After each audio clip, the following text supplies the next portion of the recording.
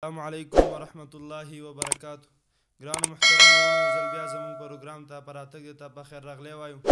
شیخ محترم زموږ د سوالاتو او جواباتو سلسله روانه وه. شیخ محترم زموږ د نن ورځ سوال دا دی چې آیا د جمعې له مانځه نه مخکې خوب کول یا خوراک کول دا څنګه دي؟ وعلیکم السلام ورحمت الله. د محترم حضرت الله رو سوال دا دی چې د جمعې مانځه نه مخکې خوب او خوراک کول څنګه دي. که ته داسې ووایې چې لکه د جمعې اذان ټیم ورکړی شوی زیاتي جمعې مونځ شروع دی او مونځ کېږي او دې وخت کې خوراکونه کوي، دا غلط کار دی.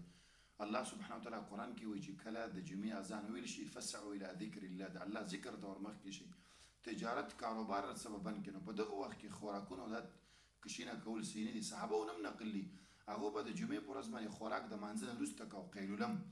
نو که ته داسې وایې چې د جمعې مانځه په نږدې والي کې دا خوراک کول لا صحیح کار نه دی، او که داسې چې 2-3 ګنټې مخکې کوي نو بیا څه خبره نه ده، بیا خوراک کولی شي، بیا څه عیب نه دی. شخصي محترم دویم سوال زموږ دا دی چې د جمعې له مانځه نه مخکې داسې حلقه جوړول دپاره د درس یا خرڅول اخیستل کول دا څنګه دي؟ د جمعې مانځه نه چې دا هغه خطبې ټیم یادومه، که د خطبې ټیم شي هغه وخت کې سړی دا جوړوي، دین یو حدیث کې منع ده چې سړی خطبې شکل جوړ کړي، د حلقې شکل جوړ کړي او د خطبې نه مخکې کوي، نو دا کار صحیح نه. وجه پکې دا ما ته ښکاري حکمت چې هلته خطبه هسې شته دی، نو دا حلقې او درس به نه کوي. او که داسې مثال سهار مانځه پسې درس کې یا د جمعې مانځه نه یو 3 ګنټې مخکې، نو بیا څه عیب نشته دی. شیخ محترم دریم نمبر سوال زموږ دا دی چې د جمعې په مانځه کې دعا خطبه کې دعا کول او لاسونه اوچتول دا څنګه دي؟ همیشه د عادت جوړول نه وي پکار. او نبی علیه السلام په منبر باندې ولاړ و، صحابي راغی چې باران دپاره دعا وشي، نبی علیه السلام لاسونه پورته کړي. خو د نبی سلم عموما یې همیشه د عادت نه و چې هر وخت به یې لاسونه پورته کړي وو. نو یو وخت د اوقاتو نه که یو امام لاسونه پورته کړه، مقتدیانو مو سره پورته کړه، جواز به ولري، خو همیشه نه. ځکه نبی سلم چې یو کار همیشه نه دی کړی، ته پې همیشوالی کوې، نو دا مو غوره عمل نه. نبی اسلام د ضرورت په وخت کې د باران دپاره لاس پورته کړی، که چا وکړو جواز به ولري. شیخ محترم بل سوال زموږ دا دی چې آیا د جمعې له مانځه لپاره څومره کسان شرط دی چې دونه عدد باندې د جمعې مونځ کېږي؟ په قرآن او حدیث کې د جمعې مانځه دپاره عدد او کوم ذکر نه یې شوی چې 100. په یو روایت کې غالبا 40 دی، خو روایت غالبا سندن ثابت هم نه دی، نو عدد ذکر نشته. یو ځکه یو مسجد دی چې هغه کې مثال 10 کسې دي او 15 وخته ټیم جمع په دې مسجد کې کېږي، نو دغه 10 کسه چې دا د جمعې جمع کولی شي، یو به پکې امام شي، هغه به خطبه ورکړي، د نور به سامعین شي. نو په دې کې دا شرط نشته چې دومره لکه بعضې احناف بیانوي چې د جمعې مانځه دپاره شرط دا دی چې هلته به نهي موجود وي او روډ به موجود وي، حجام به موجود وي، حقه به موجود وي او دومره کسان به دا شرطونه قرآن او حدیث نه دي ښودلي. نو بس یو 10 کسان به یو ځای کې راجمع شي، یا امام شي او نور سامعین شي، جمعې مونځ کولی شي. شیخ محترم بل سوال زموږ دا دی چې کله یو اختر د جمعې په ورځ باندې راشي، نو آیا دا جمعې مونځ بیا ادا کېږي او که نه؟ دې کې شریعت اجازه ورکړې، که تا د اختر مونځ وکړو نو نبي سلم وایي چې که څوک جمعې مونځ ته رانغی نو خیر دی، تا ته اجازه شته. نبي سلم وایي چې مونږ به یې کوو. نو که د جمعې په ورځ باندې اختر شو نو تا د اختر مونځ وکړو، نو د جمعې مونځ تا ته معاف دی. دا معنی چې هېڅ مونځ به نه کوې، نه بیا به د ماسپښین وکړي. مطلب دی جماعت ته د جمعې مونځ ته راتل تا باندې فرضي نه دي، عام اوقاتو کې فرض دی. دین هم بعضې علما استدلال نیسي چې دا د اختر مونځ چې دا فرض دی. ولې؟ ځکه وایي یو فرض باندې بل فرض ساقط شو، نو که د اختر مونځ فرض نه وای نو جمعې مونځ به یې څنګه ساقط و؟ نو د دې کې دا خبره ده چې کله د جمعې په ورځ باندې اختر راشي نو که تا د اختر مونځ وکړو، جمعې مونځ ته لاړې نه او کور کې د ماسپښین وکړو، صحیح دی، څه خبره نه ده. مشکات کې حدیث دی. شیخ محترم بل سوال زموږ دا دی چې د اختر په مانځه کې رفولیدن کول تکبیرات سو دا څنګه دي؟ دا په صحیح حدیث کې مونږ ته چېرته نه دي معلوم چې د اختر د مانځه سره دی رفولیدین شي. هسې عموماتو نه بعضې خلک استدلال نیسي د اختر د مانځه سره رفولیدین کول لا ثابت نه دي.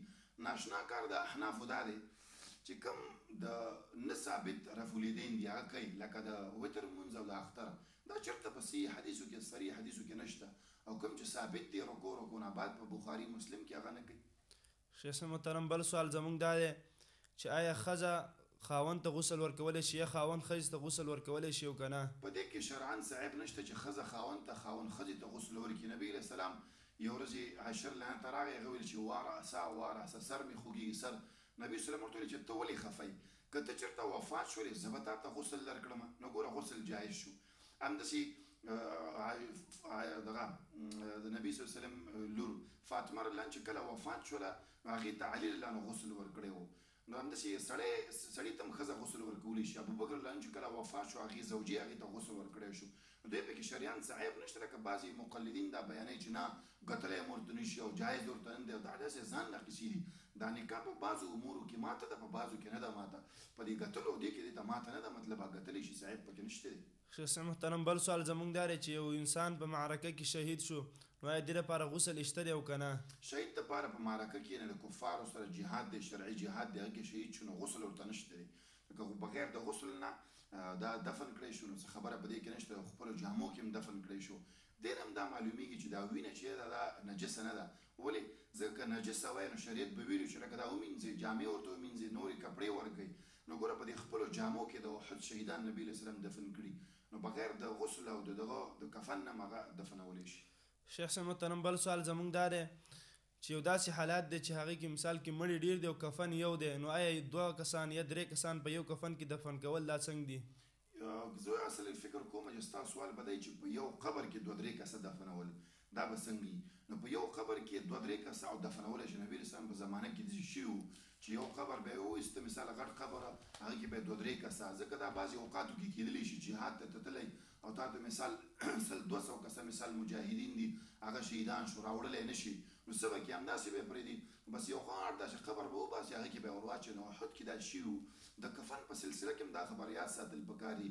یو خو هغه ضروري کفن دی، ضروري کفن دی ته وایي چې مثال ته صرف ستر عورت یې پټ کړي، تا سره نوره کپړه نشته، بس دومره به راواخلي چې هر شهید چې دی مثال هغه دا ستر عورت پټ کړه، نور خیر دی که لوڅو څه خبره نه ده.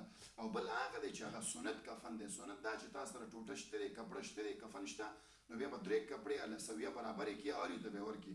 خو بعضې وخت کې ضرورت یې لکه ما ویلي جهاد دی، تا سره کفنونه نشته، کسان ډېر دي او لږه کپړه ده، په هغه باندې ته صرف د عورتونه یې پټولی شي، نو بس عورتونه به یې پټ کړي او په یو قبر کې هم ټول دفنولی شي. شیخ صاحب محترم بل سوال زمونږ دا دی چې آیا مکروه ټیم کې مړی دفن کول دا څنګه دي؟